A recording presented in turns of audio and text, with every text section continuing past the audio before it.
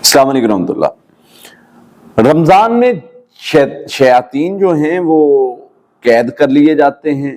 اس حوالے سے ہر رمضان میں اکثر مجھ کو کافی سوال آتے ہیں کہ جی اگر شیطان قید ہوتا ہے تو پھر ہم سے گناہ کون کرواتا ہے؟ تو پھر اگر شیطان قید ہوتا ہے تو جو بھی شیطانی کام ہوتے جو ہوتے شیطان کی وجہ سے وہ پھر کیسے ہوتے ہیں؟ دیکھیں،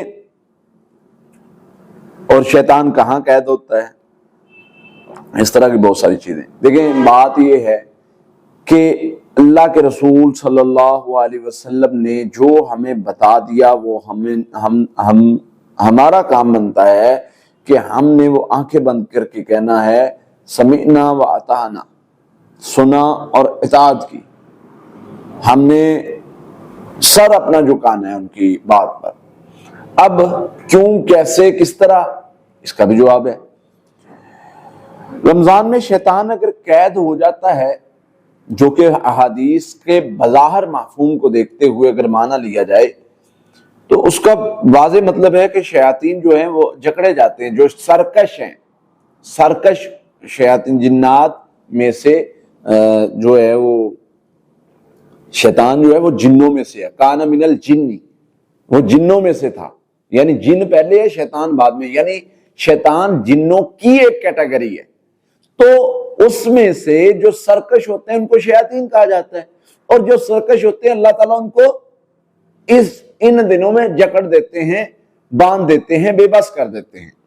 دوسرا اس کا معنی یہ لیا جا سکتا ہے کہ اس ماہ میں روزہ رکھنے والا، عبادت کرنے والا مسلمان اتنا سٹرونگ ہوتا ہے کہ شیطان بے بس ہو جاتا ہے، اس پر حملہ نہیں کر سکتا، اتنا بے بس ہو جاتا ہے، وہ ایسے ہے جیسے قید ہو گیا ہے، جیسے وہ جکڑا گیا ہے۔ بہرحال دونوں طرح معنی لیا جا سکتا ہے، لیکن دونوں معنوں میں اپنی اپنی جگہ پر دونوں معنوں میں کوئی نہ کوئی حقیقت بنتی ہے۔ بہرحال یہ ہماری بحث کرنے کی وہ نہیں ہے کہ کہاں پر، کیسے، کیوں۔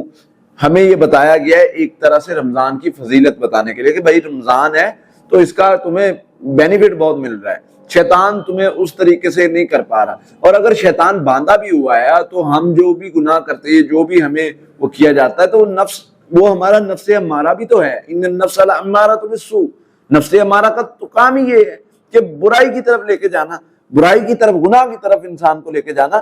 تو یہ چیزیں پاسبل ہیں، ایسا ہو سکتا ہے۔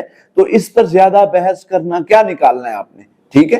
تو آپ سمپل اپنے اعمال کو، معاملات کو بہتر کریں۔ ہاں، روحانی طور پہ شیطان آپ کے معاملات میں انٹرفیئر نہیں کر سکتا ان دنوں میں، یہ ایک بہترین موقع ہوتا ہے۔ اپنے آپ کو پاک کریں، اپنے آپ کو جادو سے پاک کریں، جنوں سے پاک کریں، شیاطین کے شر سے پاک کریں، تو اپنے آپ کو مضبوط کریں۔ انشاءاللہ اللہ خیر فرمائیں گے، اللہ تعالیٰ آپ کے لیے آسانیاں فرمائیں گے، اور اللہ کے نبی صلی اللہ علیہ وسلم نے جو فرمایا وہ حق ہے، وہ سچ ہے، اس کو آنکھیں بند کر کے ماننا ہے، چونکہ چنانچہ کرنا نہیں ہے۔ اس سے ہمیں دنیا میں بھی نقصان ہوگا اور آخرت میں بھی نقصان ہوگا۔